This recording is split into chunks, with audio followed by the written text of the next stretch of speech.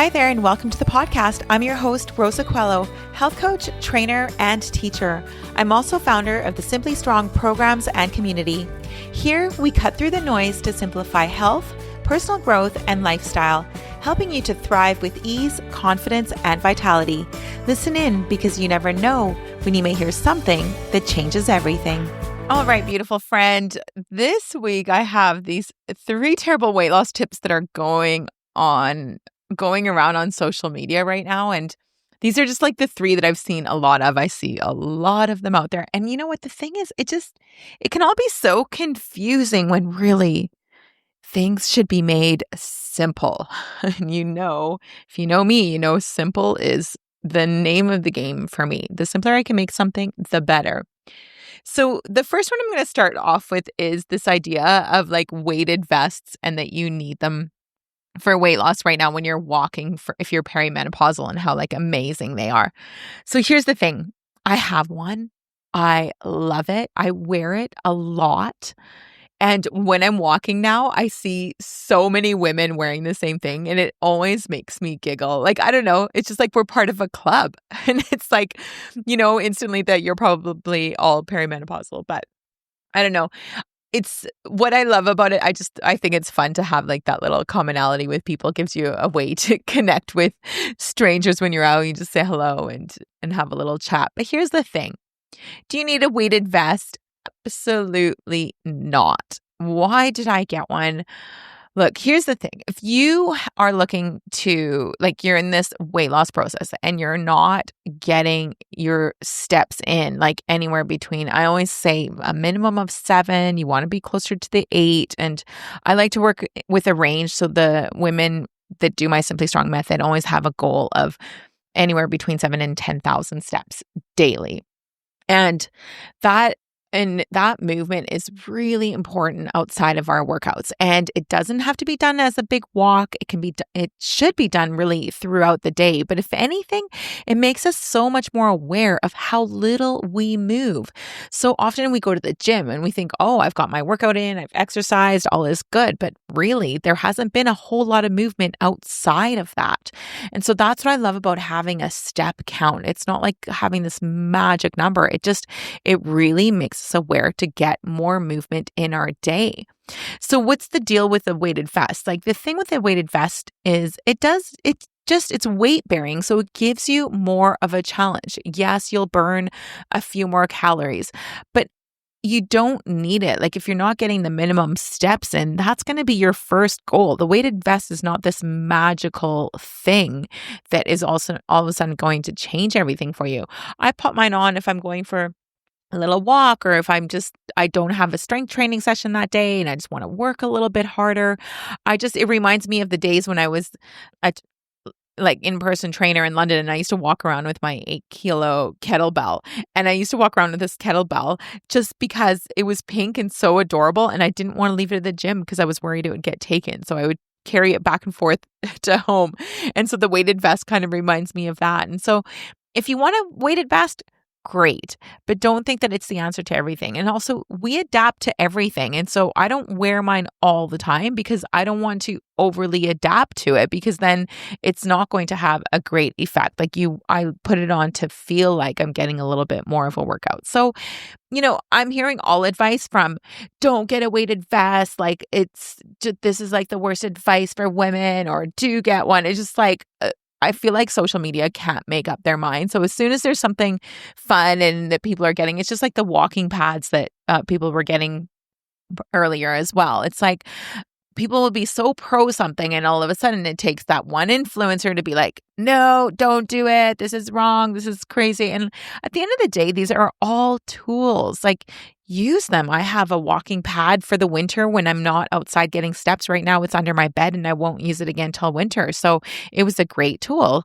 Same thing with the weighted vest. It's a great tool. It's not something that I have to wear every time I'm out for a walk, but it is fun to have. So make the decision for you. It's not this magical thing. It is just like adding a little bit more. So again, I don't know. I just think they make the simplest thing confusing. The next thing is this idea of not counting macros, and that if you're tracking that we should be intuitive eating and that we don't need to track in order to lose weight. And look, there's different ways of achieving fat loss if that is your goal.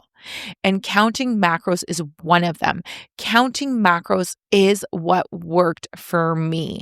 Counting macros is what is working for my clients that get started with the Simply Strong method because they've seen what's worked for me and they want to do it as well. And it will work because the idea is to be in a calorie deficit.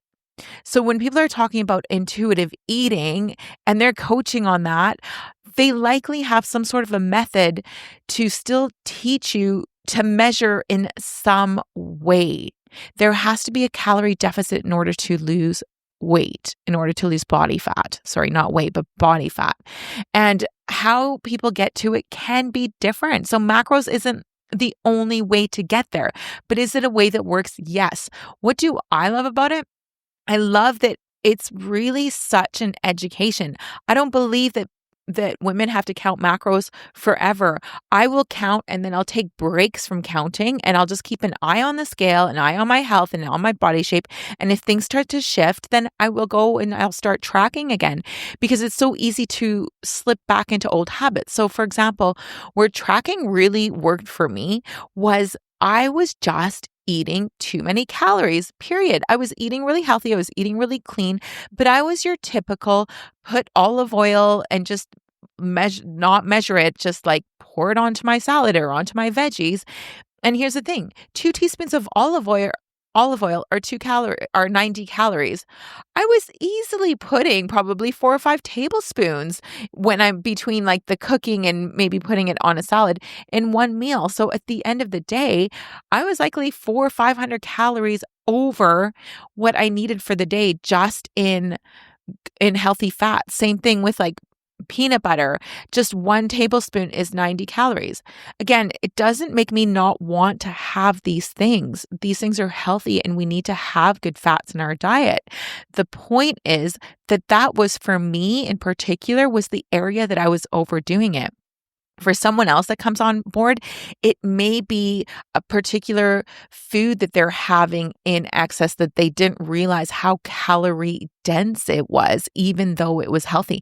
Maybe they're having 2 avocados a day, not realizing how many calories that is. And so does that mean that you're not going to have avocados? Absolutely not. You're still going to have them, but now you're going to look at the rest of your meals and make choices so that you're in that calorie deficit. Because at the end of the day, the calorie deficit, as much as, I don't want to go back to the 80s where everyone's like obsessed with calories, but it's just a fact that you have to be in a deficit in order to lose body fat.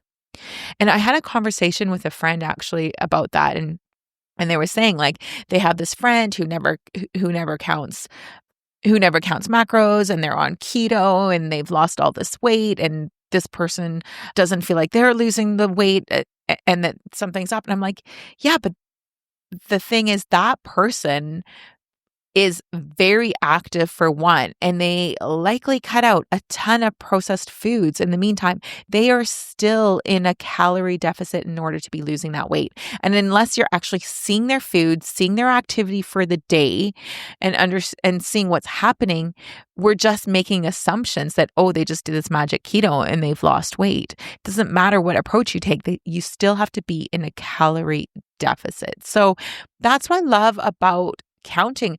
So many women say to me, oh my goodness, even when it comes to protein, I didn't realize like this food contains this amount of protein, or I didn't realize that this food contains this amount of carbohydrates. So it becomes such a cool education. It becomes a thing about learning. And what amazing modern times that we live in, that we have these apps that are teaching us this. Like, this is what nutritionists would learn on courses, and we now have access to this information. We never had access to this before. So I think to have these tools and to not use them and just stay in this state of frustration or blaming something else for the reason we're not losing body fat is not empowering. Like, my clients know, like, if they've lost it or if they haven't lost it, why they have or haven't. And it comes down to tracking. An interesting comment I had this week was one client said to me, we always aim first for 100 grams of protein, and then we'll get more specific to their goal, whether it's that 120 or 130. It all depends on their body weight. However, if you're not getting to 100 grams, then there's no point getting further. So the first goal of Simply Strong is to get to that 100 grams. And so this newer client said, oh my goodness, I thought that I had gotten at least 4 or 5 days over 100 grams. But when I look back, I only had 2 days where I got to that. And I said, yes. And that is the power of tracking, because we always we're over positive. Like, we think that we did so much more than what we actually did. And that's usually the case. It's not usually under, it's usually over. And they even say, there was a television show where they were like following this woman in weight loss, and she was saying like there was something wrong with her metabolism. Well, they found later that there was she was eating 30% more than she actually realized. So I always say we have to be brutally honest with ourselves, but the only way to be brutally honest is to have the data, because we don't always realize what that honesty means. And so I love tracking for that. And so tracking is a big part of what I do. You can't always track perfectly if you're out at a restaurant, if you're eating at a friend's, but you can still have really good guesses, because as you track in the environment that you have more control in, you get better at understanding food. And so when you are out to eat, you can understand better, more or less, what 4 ounces of something looks like, what 6 ounces of something looks like, etc. So I just think it's such an incredible education. So this whole idea of not counting macros, but just intuitive eating, again, for me, I don't think that that's empowering advice whatsoever. A lot of people that are out saying like, just do this intuitive eating have also at some point, often I have found from the people I've followed, have tracked at some point. So they already understand food, or for whatever reason, they understand portions in a really empowering way. And so it's so much easier to intuitively eat when you already understand food. But if you don't, this is an awesome education. So I love it. The next thing is that you need HRT in order to lose weight, or that hormone replacement therapy is why you lose weight. Lose body fat. It is not. It is not your hormones that are responsible for putting on body fat. Now, let me be clear on that. Most of the time, why people lose weight when they go on it, and I know many women that have gone on it and have not lost a pound. In fact, maybe they've put on weight, because you can put on water weight as well. And that's what weight is. Weight is how much you weigh on that scale. It can be water, it can be muscle, it's everything. Whereas body fat is different. In order to lose body fat, it's not the hormones that are helping women to lose the body fat. What it can be is that being on HRT may help with symptoms. So if you are getting hot flashes or your sleep is super disrupted, what will happen is when your sleep is disrupted, it really messes around with your leptin and ghrelin hormones. And those are the hormones that are responsible for letting you know when you feel full and when you are hungry. And so chances are you're going to be eating more calories, taking on more calories. You'll often crave more carbohydrate heavy foods as well if you haven't slept well. And you're going to naturally move less. Who feels like doing an amazing workout or going for a super long walk when they're exhausted? And so that's where it's happening. It still comes down to not being in a calorie deficit. So if you start to sleep better with HRT, that's a great thing. But here's the other thing when it comes to sleep, because not everyone can go on HRT. And so that's why I like to talk about this, because for some women, it's been a game changer. I am currently not on HRT. My symptoms have been pretty minimal. And I've had people say that I'm lucky. I've also lived this lifestyle for a very long time, and I've studied perimenopause for quite a while. I know what to do to mitigate my symptoms. One of them is cutting way back on alcohol. Another one is focusing on getting that good sleep, listening to my body and resting when I need to. Now here again, I'm close to 50. Could I still get some severe symptoms where I'm going to need to go on HRT? Absolutely. Everyone is different. So I'm not against it at all. I may or may not go on it. I don't love that there's a lot of like fear mongering around it, because that can make women who can't go on it for whatever reasons feel like they're missing out. And really, at the end of the day, lifestyle should be first, so that even if you go on HRT, you know you're on it for those very specific symptoms and not things that are caused by lifestyle. So when we're talking about sleep, the amount of perimenopausal women that tell me they're not sleeping. However, they are on their phone late at night, getting that light in, or they're going to bed way too late. Like, sleep is not a priority. There isn't good sleep hygiene or sleep routine in order to know, is it my hormones? Is it that because I'm perimenopausal and those hormones are affecting my sleep, which they can, absolutely. But also, is there part of it that I'm just not doing the things that I need to in order to get good sleep? If we're having that glass of wine or alcohol or all the things, we're not going to sleep well, despite being in perimenopause or not. So anyway, so that's another one that can be confusing out there, where there are people saying you need HRT in order to lose weight. If you're not losing weight and you feel like everything's changed, HRT is your answer. It's not the answer for fat loss. I keep interchanging fat loss and weight, but I mean fat loss. That's not the answer. Can HRT help? Absolutely. So that's the thing. Get it weighted fast or don't. Count macros or don't. Go on HRT or don't. Those things are not the answer to fat loss. It's how you use those tools. And really, at the end of the day, we can make all of these things so much simpler.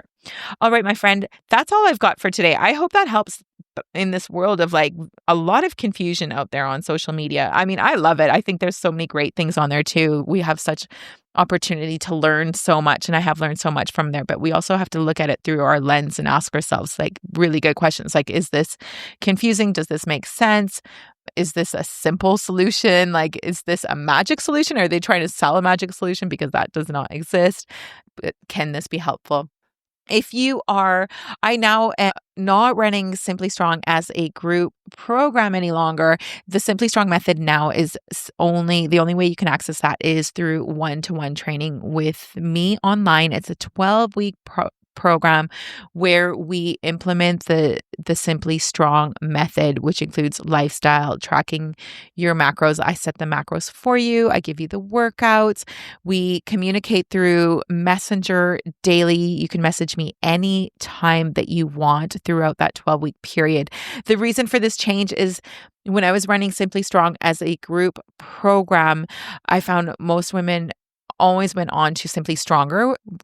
And it does take 12 weeks to get good results, because I want to coach you through when life isn't perfect, because life isn't always perfect. I want to coach you when you're on a vacation as well, or when you have events coming up, because there's never this perfect period of time where we have nothing to do but focus on ourselves, on our health. That doesn't exist. And I found that talking about like women starting and just doing 6 weeks it just, again, set up that mentality of 6 weeks and done. And that just isn't the case. 12 weeks is like a nice, solid amount of time to get incredible results, and then results that are going to last you, because you're going to have these tools and this education behind you.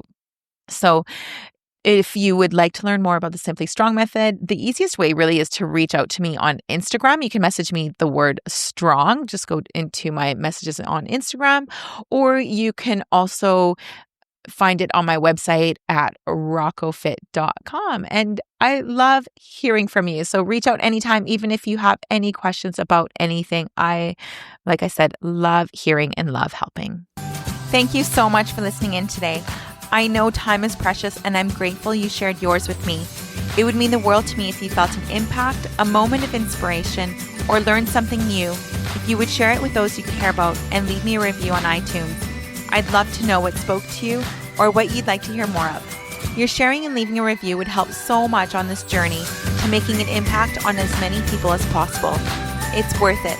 I know from experience, there are moments when something we hear has the possibility of changing everything.